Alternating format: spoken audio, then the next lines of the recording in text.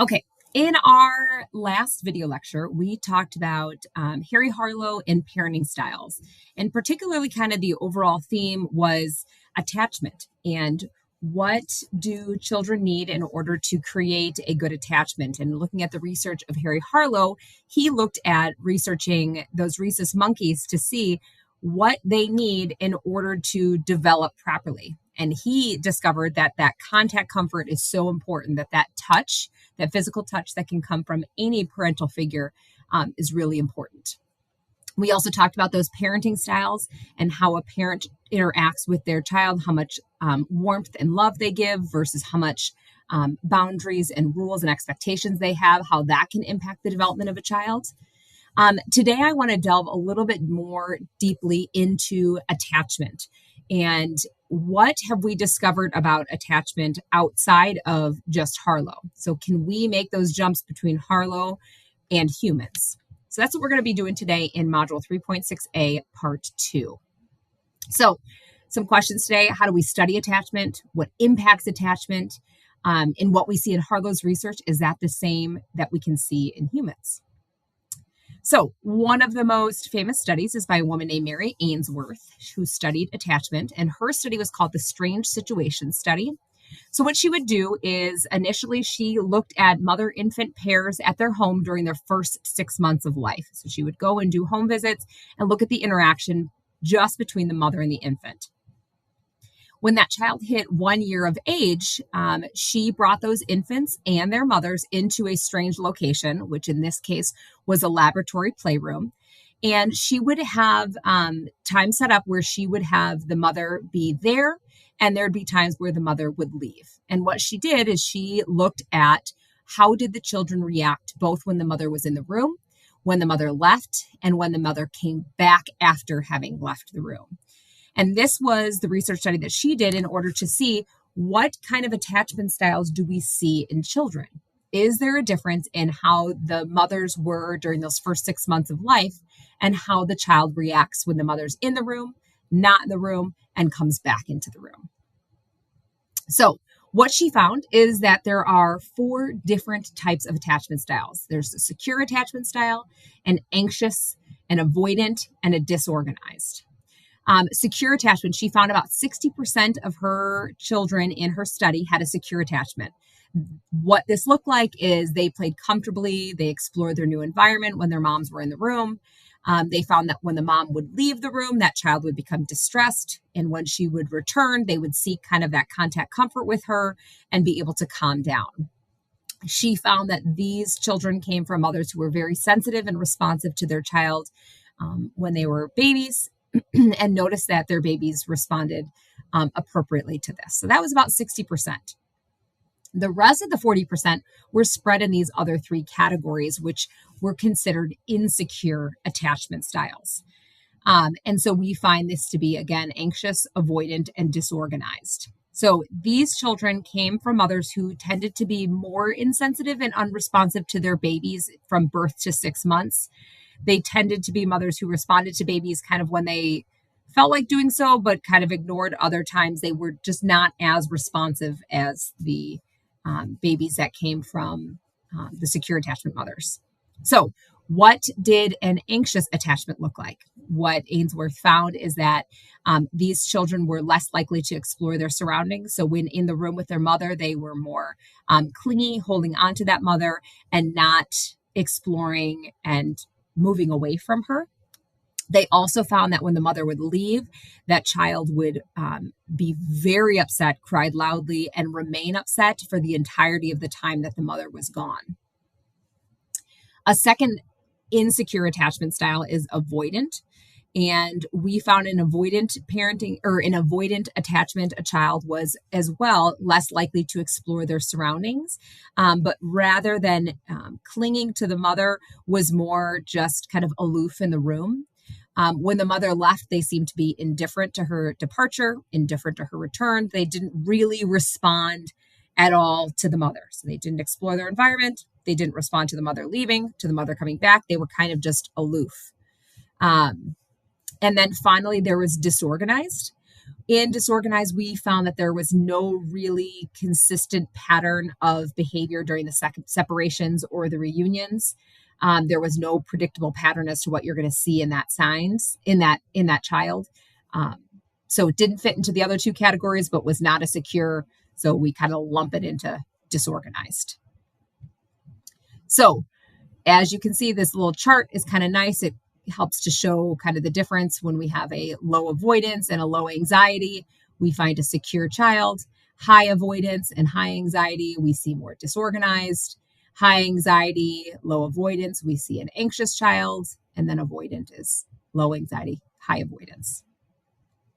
So what we found in lots and lots and lots of research is that the early attachments we have in life, particularly with our caregivers, are foundational to what our adult relationships are going to look like.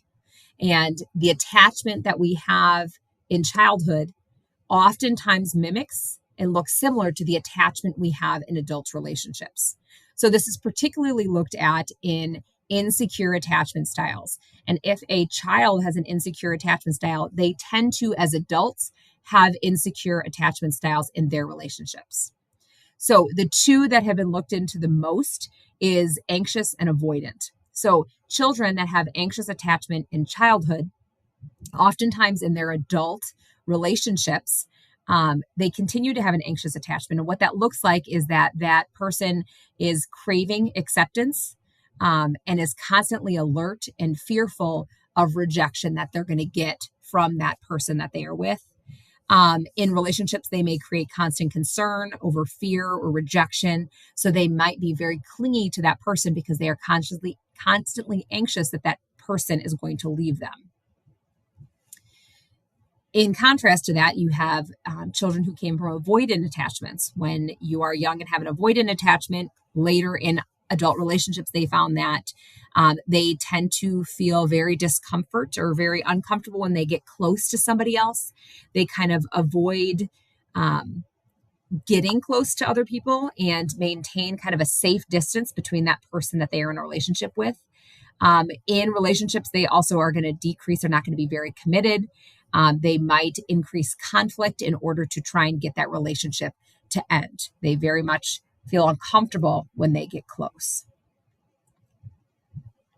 So our question here is, are parents to blame here? So all of our attachment, our relationships we have in our future, are they all to blame? Are our parents to blame for all of this? And the question is kind of, our parents do play a big role in our attachment style as a child, but it is not the only thing at play.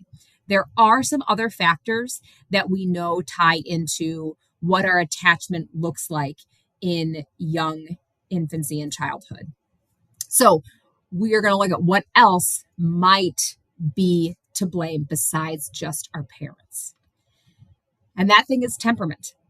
So we found temperament is kind of the characteristics, the emotional characteristics that a child is born with. You find that almost right out of the womb, each baby and subsequent toddler has a different temperament. Some children are just born anxious, worried, unhappy, serious babies. Some are born just excitable, happy, active. Some are more steadfast. Some are calm and collected and quiet. Some are playful, easygoing, sociable. Each baby has a different temperament that they're born with. And this we see again right out of the womb. Some babies are just really difficult. Some babies are just really easy. Some babies are really happy. Some babies you just can't seem to ever please. So research shows that our temperament impacts our attachment style.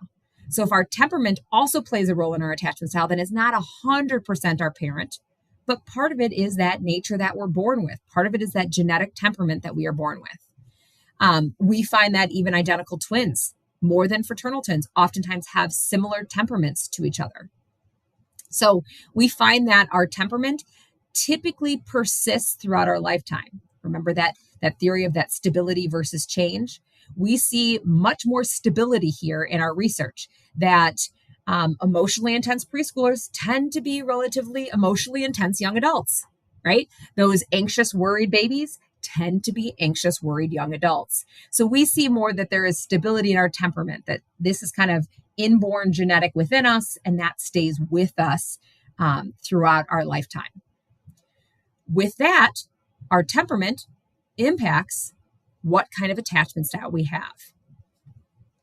So then how do we study the role of nature and nurture in attachment? If we know that nature, our temperament, and nurture, our mother's, in this case, parenting style, if those two things both impact our attachment style, how do we study that? Pardon me. So how do we study that role of those two things? There was a Dutch researcher in 1994 who randomly assigned 100 temperamentally difficult 6 to 9 month olds to either an experimental group or a control group. Within that, the experimental group, the mothers of those very those very difficult children received personal training on how to have a sensitive response to their parent-child interaction. The control group, the mothers received no training. So all 100 kids were temperamentally difficult, right? The mothers in those randomly assigned groups were the ones who got the training in the experimental group, no training in the control group. What did they measure? What did they look at? They looked at 12 months of age, who had a secure attachment. So going back to secure attachment, like we looked at in Ainsworth's definition, what of those 100 children were? And what they found is that the experimental group, the group where the mothers received that training in sensitive responding, 68% of those children were securely attached. In contrast to the control group where those mothers received no training, 28% of the children were securely attached. So just like most things in life, it's a combination of nature and nurture that impacts that attachment. So yes, your temperament does play a role, but that parental, behavior of that adult caregiver can impact how that plays out and what their attachment style looks like. So if we can help to train those ones who take care of those babies to be more sensitive in their response to those children, we can make it more likely that we are going to have more securely attached children and therefore more securely attached adults. What do we look at today?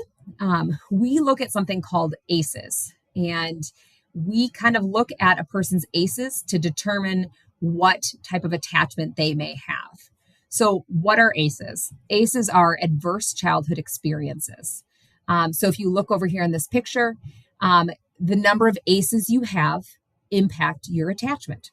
So if you come from a verbally or emotionally abusive household, if there was physical or emotional neglect, if your parent had substance use or misuse, physical abuse, criminal behavior or incarceration by your parents, domestic abuse, parental mental health issues, loss by death or separation, sexual abuse. So there's all different ACEs or adverse childhood experience that you could have. The more of these ACEs you have, the more likely it is that you are going to be deprived of that secure attachment. So we just know if we identify your ACEs, we see a correlation between your attachment style. Lots of research has shown that children who come from families of more ACEs or who have more ACEs tend to have lower intelligence, tend to have abnormal stress responses, are much more likely to have ADHD, have health problems, psychological disorders, substance use, criminal behavior, early death.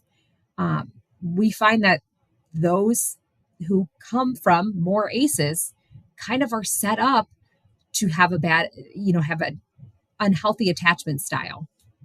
So we have found that if we can identify these ACEs early on, if we can help intervene for children who have a lot of ACEs, we can help to hopefully intervene on that nurture side in order to help them maintain or gain a secure attachment. That is it for today.